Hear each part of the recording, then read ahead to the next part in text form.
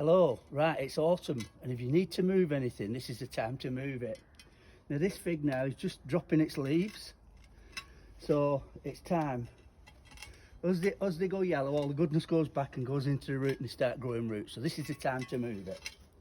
Now if you look down here, what I'm going to do, now it's not really necessary for a tree this small, but I'm going to show you how to do it because I've had people asking me how to do it. But basically what I'm going to do, I'm going to dig a root ball. So I'm going to dig round like this, round its roots, and root ball it. Okay, so you normally use sacking, but I've not got any, so I'm using Dobby's towel.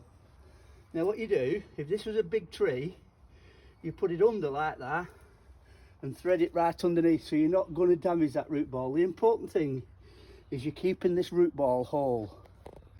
Right, this is called root balling or burlapping.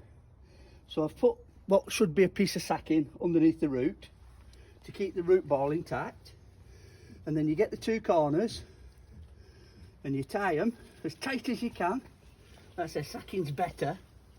And then you get the other two corners and you tie that as tight as you can. And then what you've then got is a root ball tree. Now that you can take that to its new site now, plant it, it'll be happy as Larry.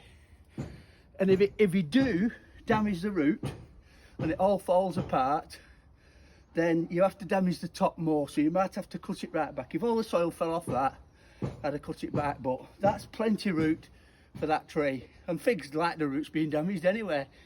Interesting fact.